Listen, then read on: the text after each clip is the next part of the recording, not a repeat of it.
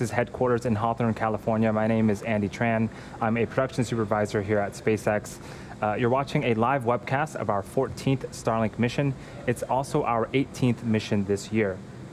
To date, we've launched more than 750 Starlink satellites to orbit. Starlink is a constellation of satellites that can provide high-speed, low-latency internet all over the globe, particularly in remote areas where connectivity is limited or completely unavailable. Today, we will be performing 2 second-stage burns and deploying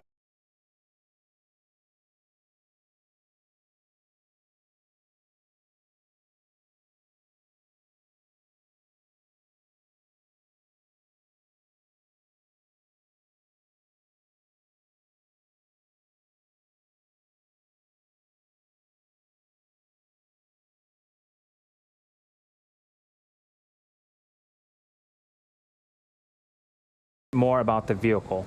On screen is a flight-proven Falcon 9. The 2-stage Falcon 9 vehicle stands at 229 feet tall, or slightly taller than a 21-story building. It's equipped with 10 Merlin engines, 9 on the first stage and 1 on the second stage. The bottom 2/3 of the vehicle is the first stage. You can see that we have some residual soot markings left on there.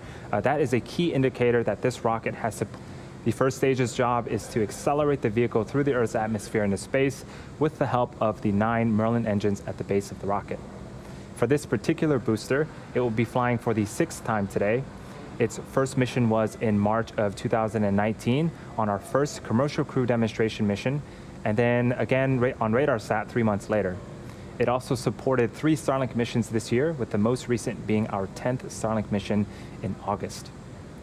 We will also be attempting to recover the first stage on our drone ship, Of Course I Still Love You. There is a shot of it right there in the Atlantic Ocean.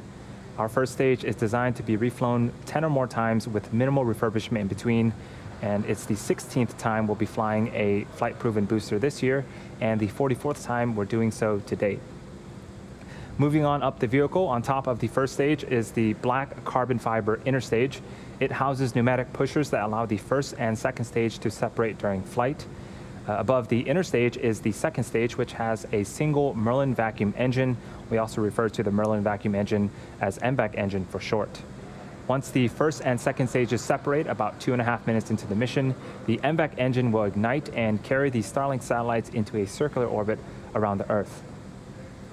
As for propellant, Falcon 9 has been loading propellant since the T-minus 35-minute mark. Our vehicle is a bipropellant vehicle, which means that we use 2 types of propellant, a fuel and an oxidizer.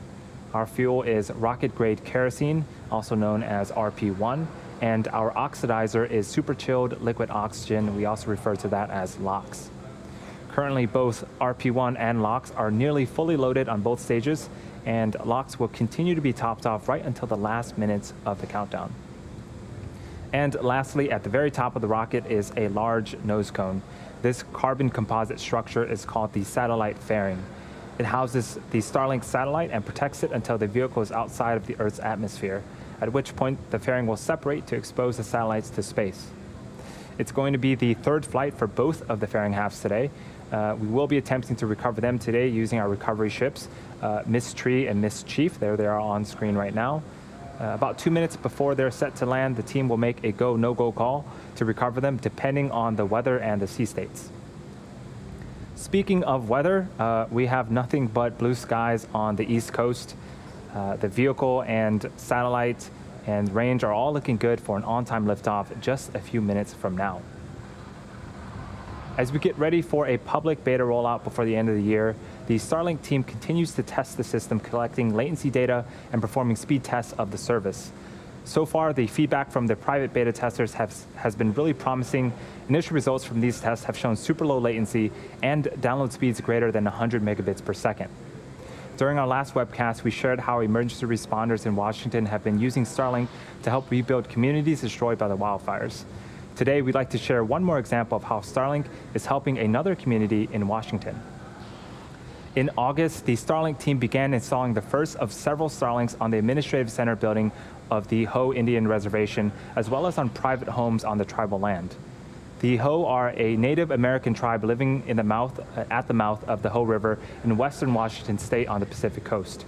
This remote location had previously hindered access to high-speed broadband, but after the Starlinks were installed, the tribe went from practically no connectivity to high-speed internet overnight. Starlink has now enabled their community to access online healthcare, share their small business products online, and also participate in online schooling. They can also now stream their favorite shows and movies, which is always a plus. The response to Starlink has been overwhelmingly positive, so much so that the community is accelerating efforts to enable an additional 30+ households with connectivity. We're super excited and definitely looking forward to more partnerships like this in the near future. If you're interested and would like to receive updates on Starlink news and service availability, please visit starlink.com. We're just over 3 minutes from liftoff, and Falcon 9 is now moving into the final stages of the countdown. Just a few seconds ago, the transporter director began to retract away from Falcon 9. And the first and second stages are both nearly fully loaded with 1 million pounds of kerosene fuel and liquid oxygen. We've also begun first stage engine chill. This is where we allow a small amount of super chilled liquid oxygen to flow into the Merlin engines to avoid any shocks to the system. At around the T-minus 2 minute mark, LOX should finish loading on the second stage, which will be the last of our propellant loading. And around the T-minus 60-second mark, Falcon 9 is in startup. This means that the rocket's autonomous internal flight computers have taken over the launch countdown. The Starlink payload continues to be healthy. The Falcon 9 team is tracking no issues on the rocket. Weather is also looking great, and the range is green for launch.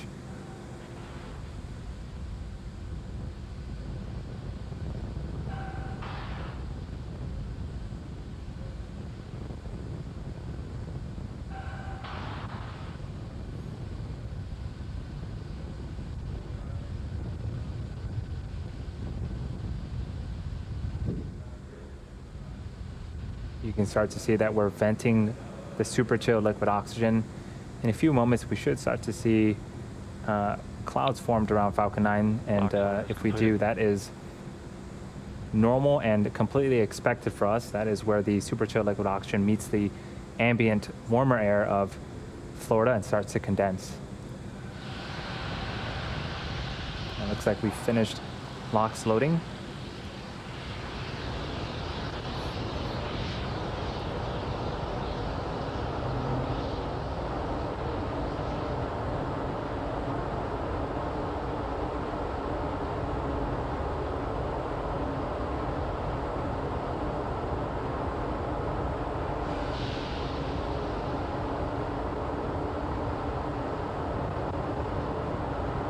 At this stage, the Falcon 9 internal flight computers have now taken over the launch countdown.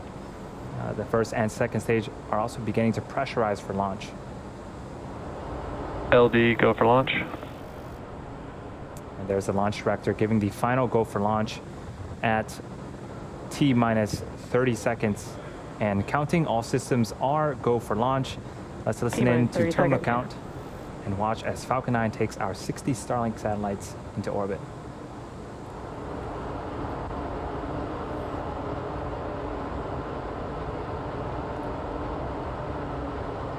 T-minus 15 seconds. 10, 9, 8, 7, 6, 5, 4, 3, 2, 1, 0. Ignition and liftoff.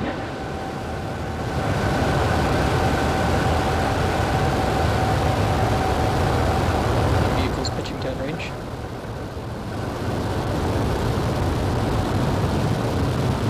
Stage 1 chamber pressures are nominal.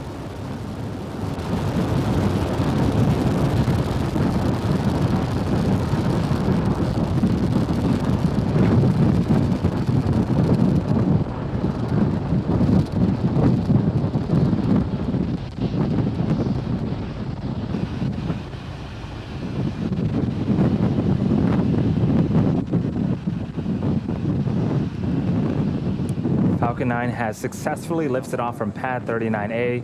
at Kennedy Space Center carrying our Starlink payload to its targeted drop-off orbit. Moments ago, we've begun to throttle down our engines on the first stage in preparation for Max Q.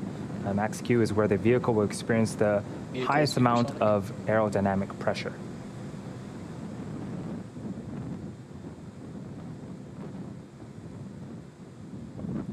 Max Q. And we've just passed Max Q. In a couple of minutes, we'll have 3 events happening back to back. First is main engine cutoff, also known as MECO. This is where all 9 Merlin engines on the first stage will shut down to slow the vehicle down in preparation for stage separation. Stage separation is where the first and second stage will separate from one another, with the first stage making its way back towards Earth for landing, while the second stage continues its journey with the third event, which is second engine start 1, also known as SES-1. This is where the single engine on the second stage, our Merlin vacuum engine, lights up and will continue to propel the second stage along with the Starlink satellites to orbit.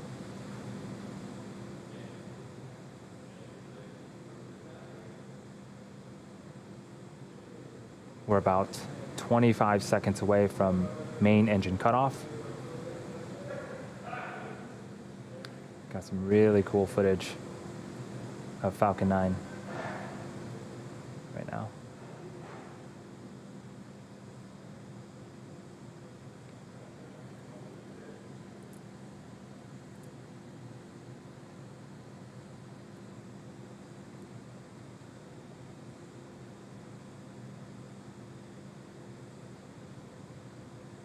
Stage separation confirmed.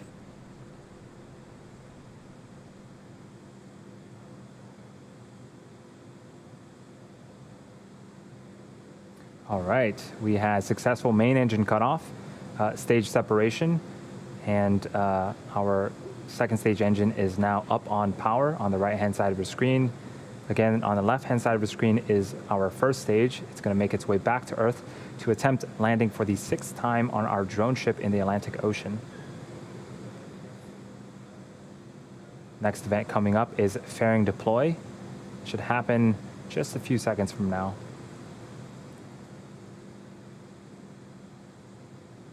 Fairing separation confirmed. And off goes those fairing halves, and now exposing the 60 Starlink satellites to space. As a reminder, we will be attempting to recover the fairing halves today using our recovery ships Miss Tree and Miss Chief. We'll make the call about 2 minutes before they land, depending on the weather and the sea states.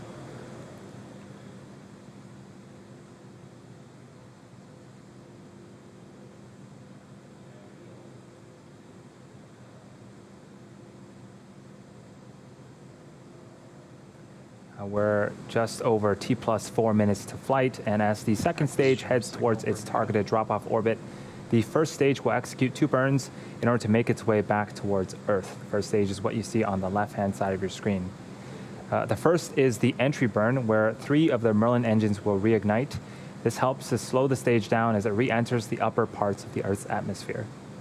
The second burn is the landing burn. This is a single engine burn that brings the vehicle speed down rapidly in order to land on the drone ship. The first burn, the entry burn, should happen around the T plus 6 minute and 20 second mark, while the second burn will happen around the T plus 8 minute mark.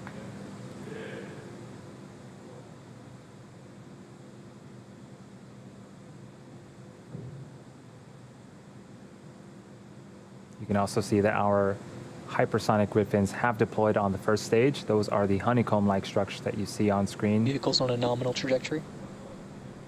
They help to guide and steer the first stage back during descent.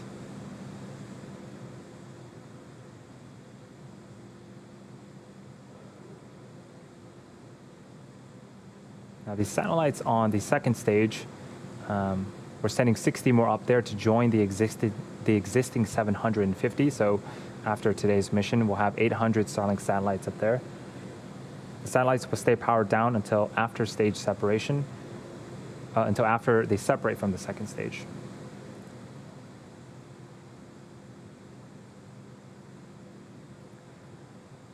You might be able to see some periodic bursts of gas from the first stage. That is nitrogen gas from our attitude control systems. Those help to orient the rocket as it continues to fall back towards Earth. And we're just about 20 seconds away from the first of 2 burns, first stage entry burn.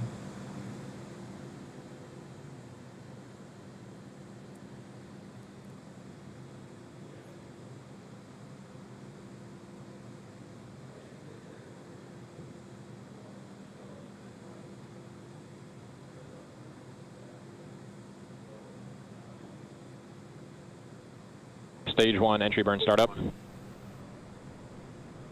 Stage 1 FTS is saved. 3 Merlin engines have relit and are now slowing the first stage down before they hit the upper parts of the Earth's atmosphere. I have a few more seconds left on this burn.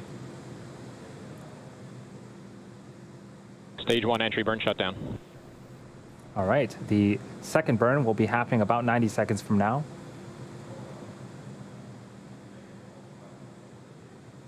Everything's looking great on our second stage. The view is of the Merlin vacuum engine and its thrust cone. That engine can produce over 220,000 pounds of thrust in a vacuum.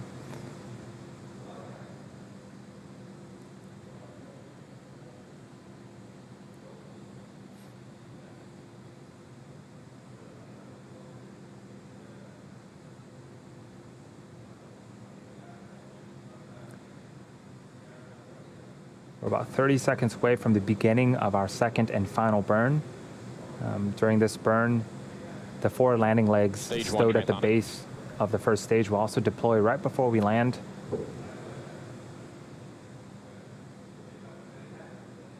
This final burn should last about 22 seconds. Let's see if we can land this first stage for the 6th time.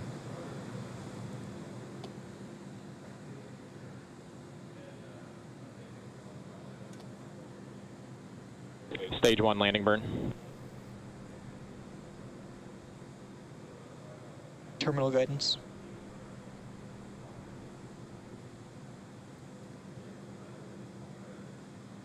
There's a view of our Stage drone 1 ship. landing leg deploy.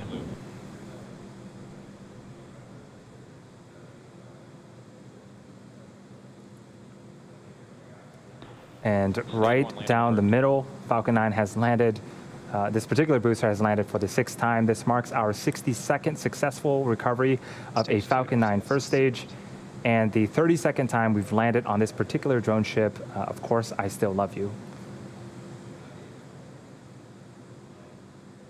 Great way to start off a Sunday.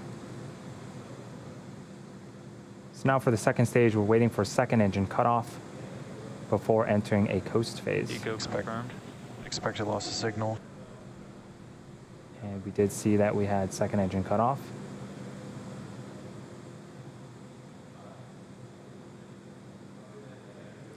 Waiting for callouts of a good orbit. Insertion.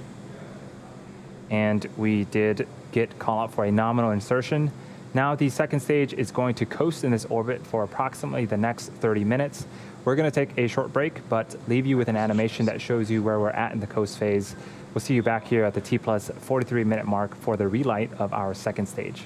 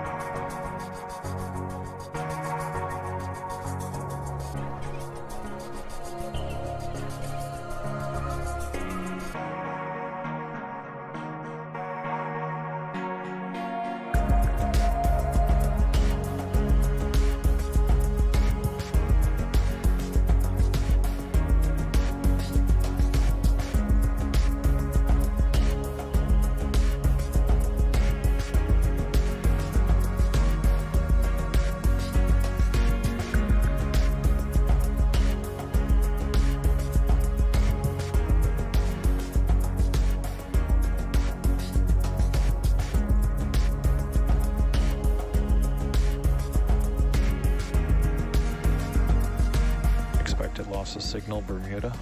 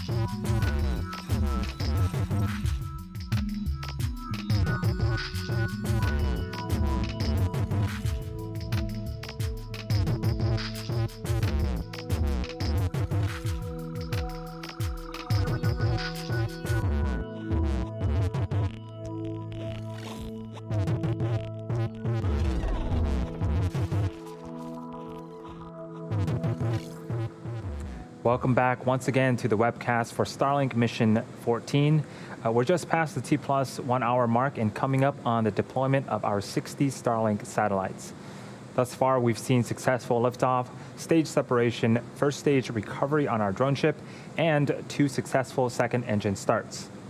The second stage has been spinning along its central axis, giving the Starlink satellites the momentum they need to space themselves out after they deploy.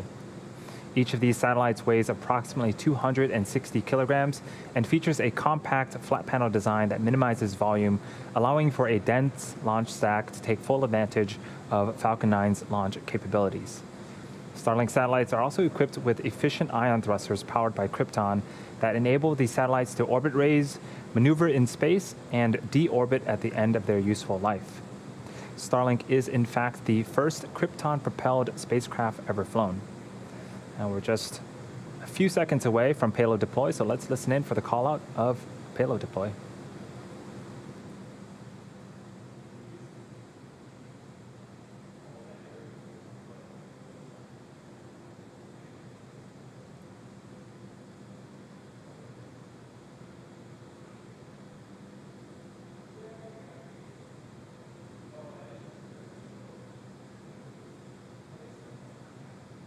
Starlink deploy confirmed.